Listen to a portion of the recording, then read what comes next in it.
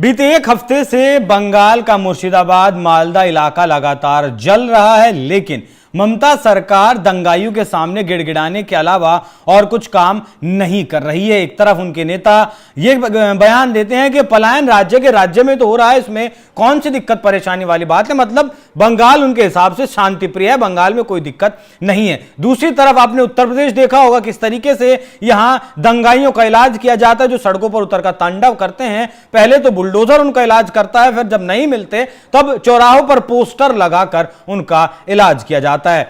जो सवाल है वो तो यहां तक उठाए जा रहे हैं और मुस्लिमों के द्वारा यहां तक कहा जा रहा है कि ममता बनर्जी बंगाल में हमारे रहमो करम पर हैं, मतलब मुसलमान बंगाल में ममता बनर्जी के रहमो करम पर नहीं है, ममता बनर्जी उनके रहमो करम पर हैं। दूसरी तरफ कुछ बांग्लादेशियों के भी बयान सामने आ रहे हैं। उनका कहना है कि अगर बंगाल के मुस्लिमों को खरोच भी आई तो बॉर्डर तोड़कर हम बंगाल में घुस जाएंगे। ऐसे लोगों को योगी आदित्यनाथ ने जवाब दिया है। क्या कुछ कहा है, सुनिए।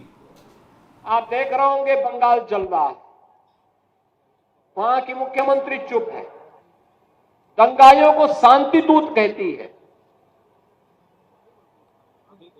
अरे लातों के भूत बातों से कहां मानने वाले हैं,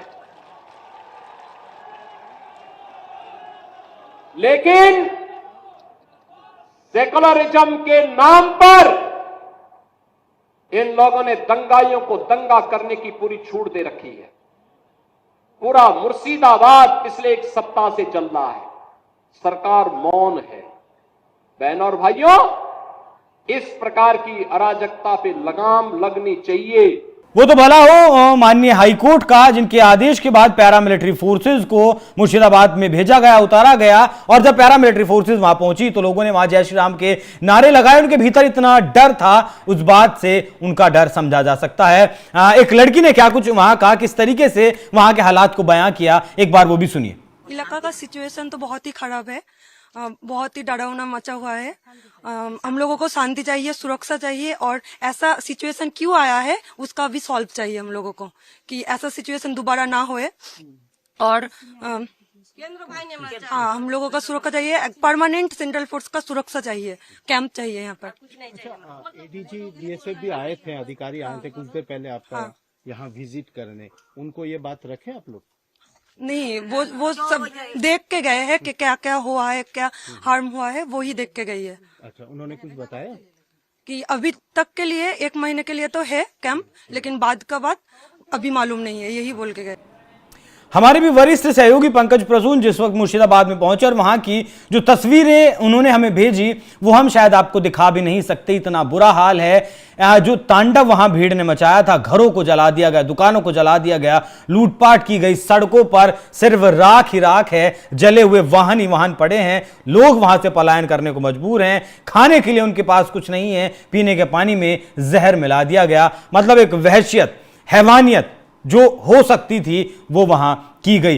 इस पूरी घटना के, इस पूरी हिंसा के बांग्लादेश से भी तार जुड़ रहे हैं। बांग्लादेश का जो कई आतंकवादी संगठन है आईएस के भी तार जुड़ने की वहां से खबर है, और आईएसआई का भी पूरा प्लान वहां था। जो सीमावर्ती इलाके हैं वहां जितने भी खारिजी मदरसे थे उनमें 20 मौलवियों को ये काम दिया गया था कि वहां के युवाओं को, जिनकी उम्र 15 से 18 साल है, जिन्हें बरगलाना आसान है, उन्हें इस पत्थरबाजी की, इस दंगे की ट्रेनिंग दी गई। बताया गया कि सबसे पहले सुरक्षा बलों पर आपको काबू पाना है, जिससे कि आपको कोई रोकने टोकने वाला ना हो। यह बिल्कुल दंगा हिंसा ठीक वैसे ही हुई जिस तरीके से बांग्लादेश में हुई थी जब शेख हसीना को बंगाल से खदेड़ा गया था। बाकी अभी भी ममता सरकार चुप है, उनके नेता दंगाइयों के सामने गुहार लगा रहे हैं। जाते जाते सुनिए इससे पहले योगी आदित्यनाथ ने बंगाल के हालात पर क्या कुछ कहा था।